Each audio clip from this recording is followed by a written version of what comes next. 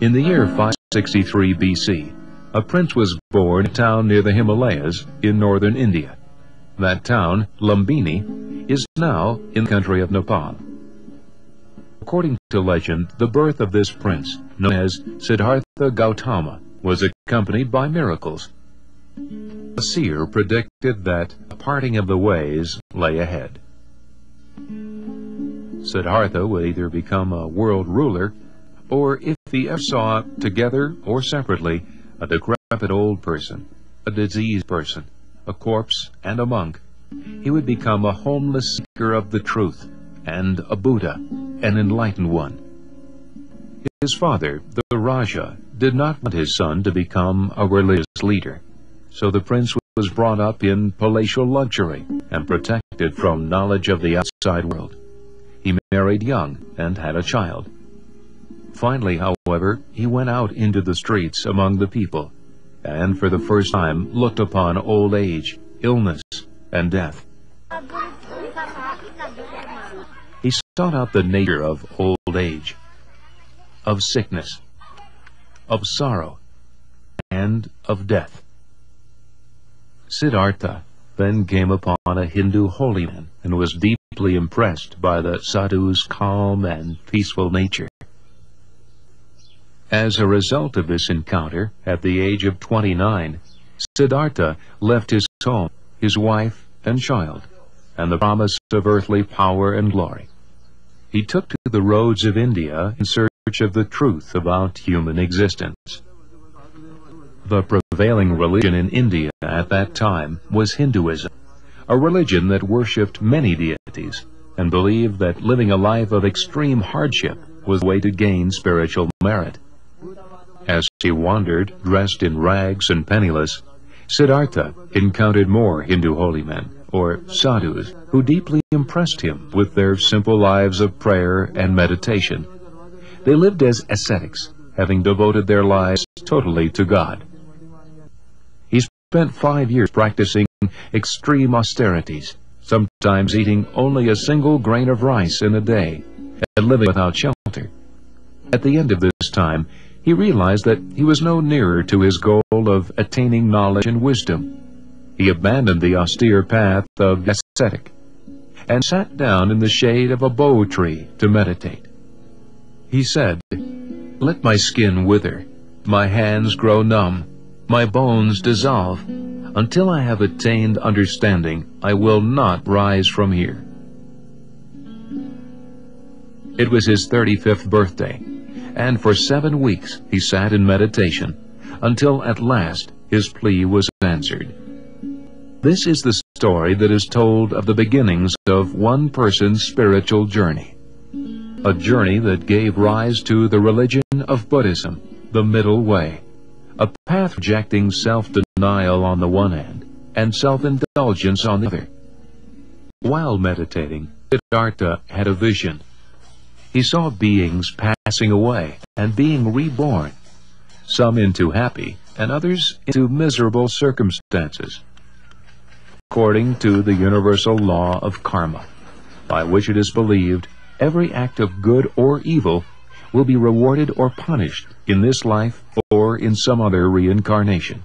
Karma is energy, the law of conservation of energy, which means no energy will be lost. So no karma will be erased, no karma will be disappeared. So what I say now is eternally recorded. What I think now will be eternally recorded.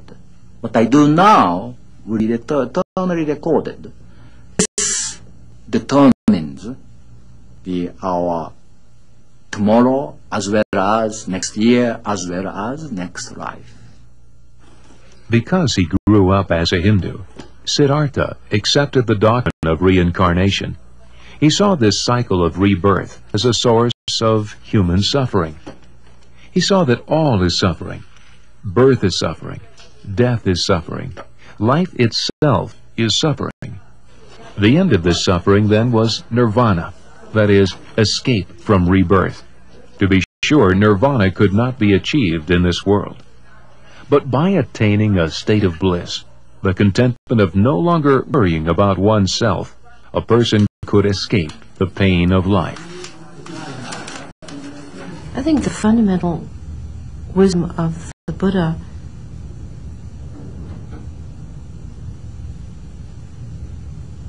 has to do with allowing things to be as they are without, and trusting that you can let things be as they are without overlaying them with your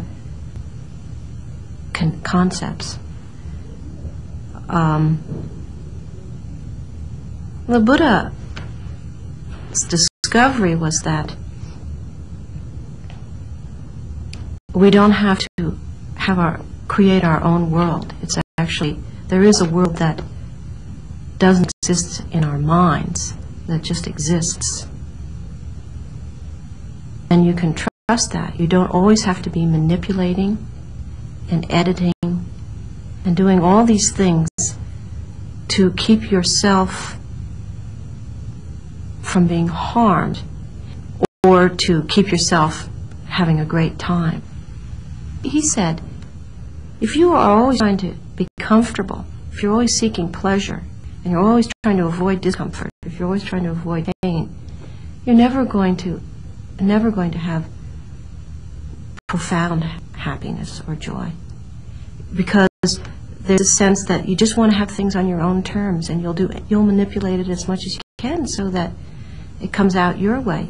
Well, imagine there's billions of people on the earth. If each one is trying to manipulate it so it comes out on their own terms, no way. That ends up in wars. That ends up in all kinds of unhappiness. As the Buddha, the enlightened one, Siddhartha Gautama, began his teaching.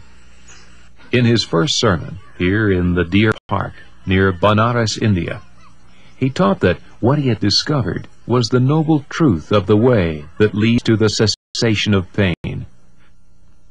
The noble eightfold way.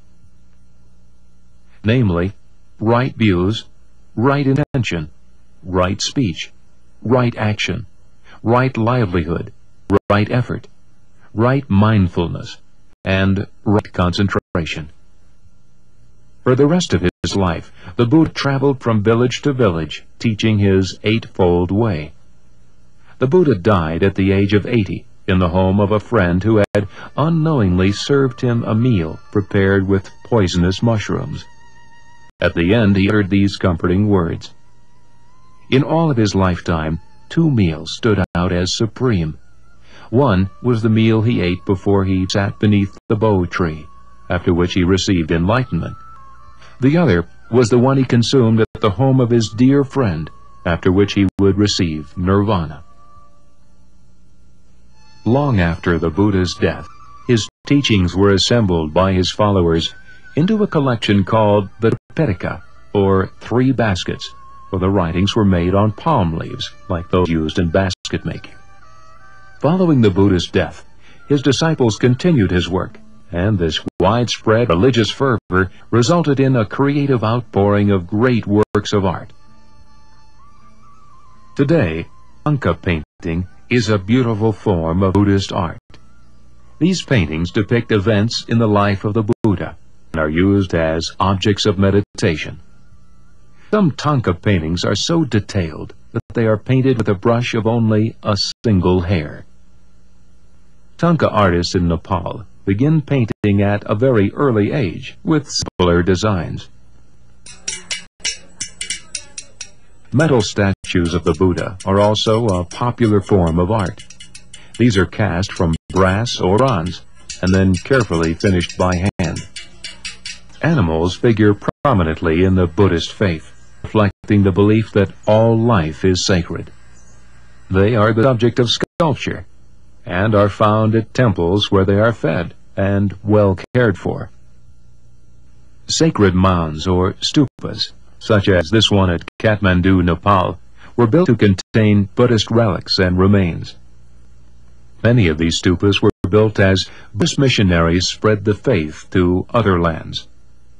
These missionaries carried Buddha's story and his teachings throughout the world. Today, more than 250 million people follow his path to enlightenment, the middle way.